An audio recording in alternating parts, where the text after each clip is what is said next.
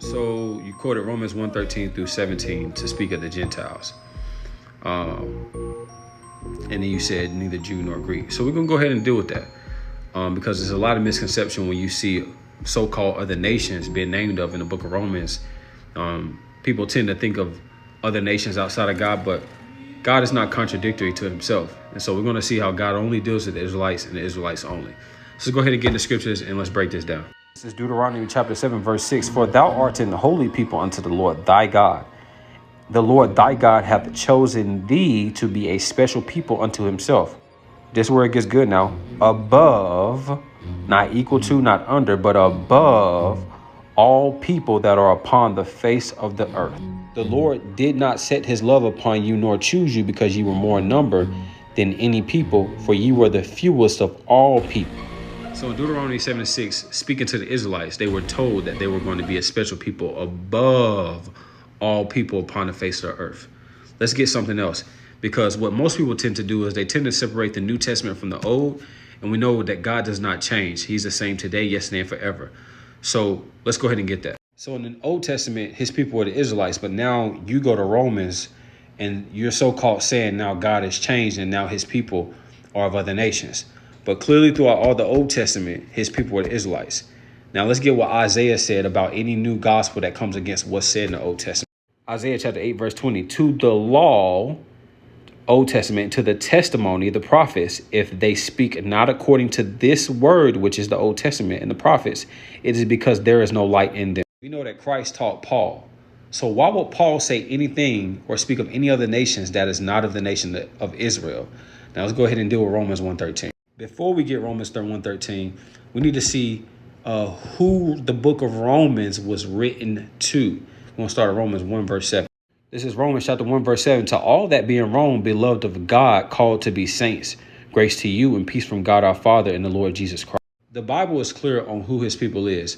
So that word saints, we need to find out who the saints are of the Bible so we can see who this letter is written to. Psalms 148, verse 14. He also exalteth the horn of his people, the praise of all his saints, even of the children of Israel, people near unto him, praise ye the Lord. Romans 1:7 says to all that be in Rome, beloved of God, called to be saints. And we just found out that the saints are the children of Israel. Therefore, the book of Romans is written to the children of Israel. Now let's deal with Romans 1:13 when it's talking about the Greek and the barbarian.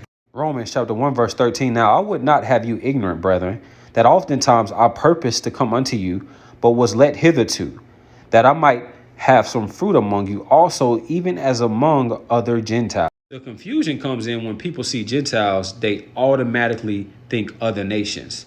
But in the Bible, it's written in parables and in code.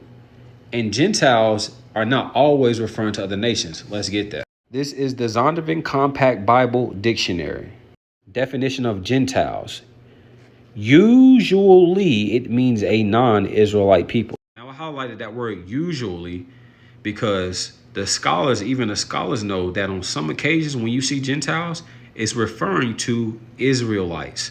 Let's keep going. Verse 14, I am debtor both to the Greeks and to the barbarians, both to the wise and to the unwise. So as much as in me is, I am ready to preach the gospel to you that are at Rome also. Verse 16, for I am not ashamed of the gospel of Christ, for it is the power of God unto salvation to everyone that believeth, to the Jew first, and also to the Greek. Now, what happens is people see the word Jew and they think it makes up the entirety of the Israelites. Unfortunately, that's not the case. If you understand the Old Testament in Kings, there was a split. There was a southern and northern kingdom. Jews consisted of the southern kingdom. And it actually, in fact, lets you know that the English term Jew originates in the biblical word Yehudi, meaning from the kingdom of Judah. The kingdom of Judah did not consist of all the Israelites. So when it says in the Bible to the Jew first, it's talking about the southern kingdom of the Jews. Then it says the Greek. Now we need to find out who these Greeks are, because we found out that the book of Romans, in Romans 1:7, to all that be called to be saints, is speaking to the children of Israel, because that's who the saints of the Bible are. So now if it says to the Jew first was the southern kingdom, what about the other Israelites? Let's go ahead and deal with that. Why would Paul say Greeks? Let's go ahead. This is 2 Maccabees chapter 6, verse 5. The altar was filled with profane things which the law forbiddeth. Neither was it lawful for a man to keep the Sabbath days or ancient fasts, or to profess himself at all to be a Jew. And in the day of the king's birth, every month they were brought by bitter constraint to eat of the sacrifices. And when the fast of Bacchus was kept, the Jews were compelled to go in procession to Bacchus carrying ivy. Verse 8, moreover, there went out a decree to the neighbor cities of the heathen by the suggestion of Ptolemy against the Jews, that they should observe the same fashions and be partakers of their sacrifices. And whoso would not conform themselves to the manner of the Gentiles should be put to death. Then might a man have seen the present misery. So in layman's terms, what happened was this was the Greek captivity that the Israelites went under. And you could see in the scriptures where it says they could not profess themselves at all to be a Jew, which means, guess what? They will call themselves Greeks or barbarians because they didn't speak the language of the Greeks. So that's what it's going into when Paul says neither Jew nor Greek nor barbarian. It's referring to the captivity that the Israelites went into. Why? Because Romans was written to the Israelites and the Israelites went into Greek captivity. That's what it means by neither Jew nor Greek. So that's the breakdown for that, and I hope y'all got that.